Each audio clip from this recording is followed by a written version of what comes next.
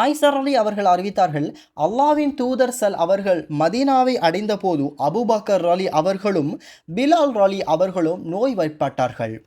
Abu Bakr அலி அவர்களுக்கு காய்ச்சல் ஏற்படும் போது அவர் பின்வரும் கவிதையை வரிசையை கூறுவார்கள்.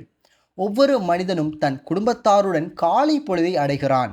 ஆனால் மரணமோ அவனது செருப்பு வாரை விட அவனுக்கு மிக அருகில் உள்ளது. பிலால் அலி அவர்களை விட்டு காய்ச்சல் நீங்கும்போது அவர் தனது குரலை உயர்த்தி கவிதை வரிகளை பாடி பின்வருமாறு கூறுவார். இத்கிர் மற்றும் ஜலீல் நறுமணப் புட்கள் என்னை சூழ்ந்திருக்க ஒரு பள்ளத்தாக்கில் ஓர் இரவேனும் நான் தங்குவேனா? மஜன்னா மக்காவிற்கு அருகிலுள்ள ஒரு சந்தை மற்றும் நீர்நிலையின் நீரை ஒரு நாளேனும் நான் பருகுவேனா? ஷாமா மற்றும் தாபில் மக்களுக்கு அருகிலுள்ள மலைகள் எனக்கு தென்படுமா?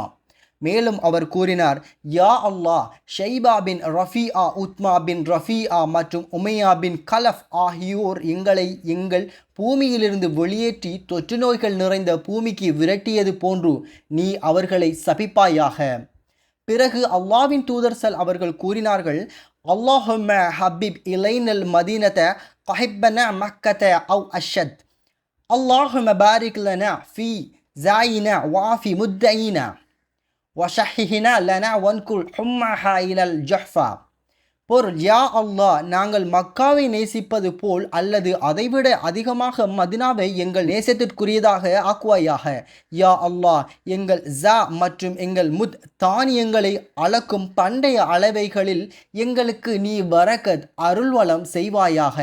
மதினாவை எங்களுக்கு ஆரோக்கியமானதாக ஆக்குவாயாக. அதன் காய்ச்சலை அல் ஜஹ்ஃபாவின் பக்கம் திருப்பி விடுவாயாக. ஆயிஷர் அலி அவர்கள் தொடர்ந்து கூறினார்கள், நாங்கள் மதீனாவை அடைந்த போது அது அல்லாவின் பூமியிலேயே நோய்கள் நிறைந்த பகுதியாக இருந்தது.